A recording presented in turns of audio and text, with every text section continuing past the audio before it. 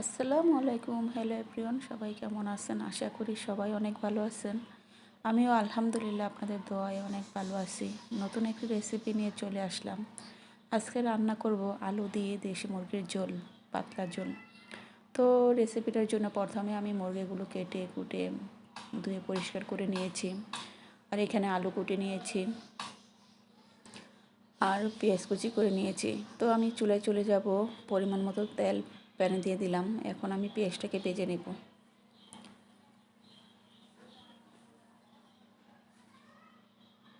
তো পেঁয়াজটা নরম হওয়া পর্যন্ত অপেক্ষা করব।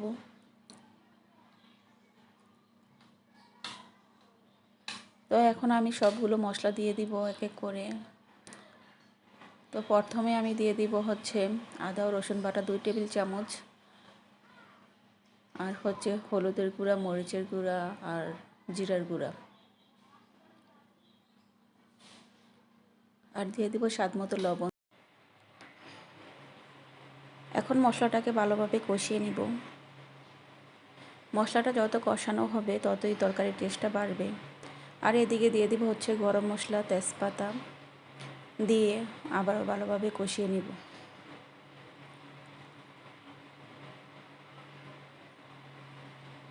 তো আমার মশলাটা কষানো হয়ে গেছে, তেল উপরে উঠে আসছে। এখন আমি সেই ধুয়ে রাখা মুরগির পিসগুলো দিয়ে দেব।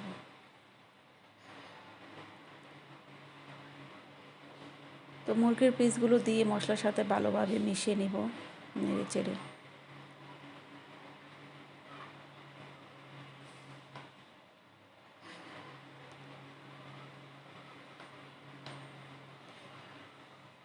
এখন আমি সামান্য পরিমাণ পানি দিয়ে ঢেকে রাখবো মুরগিটা সিদ্ধ হওয়া পর্যন্ত।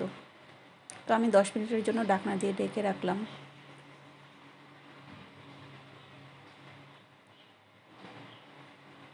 তো 10 মিনিট পর ফিরে আসলাম। এদিকে আমার পানিটা শুকিয়ে আসছে। এখন আবারও ভালোভাবে কষিয়ে নেব মুরগিগুলো।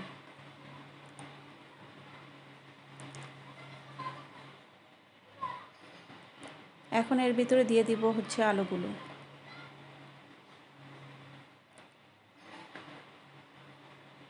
আলুগুলো দিয়ে মশলার সাথে ভালোভাবে মিশিয়ে নিয়ে তারপর আমি ঝোল দিয়ে দিব।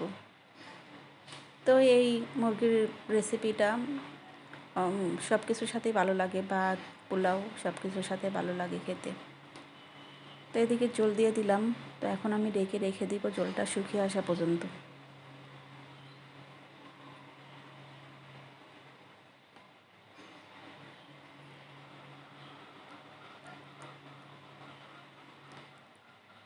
তো এদিকে আমার মুরগির গোস্তটা হয়ে গেছে। এখন আমি উপরে জিরার গুঁড়ো দিয়ে তারপরে নামিয়ে নেব।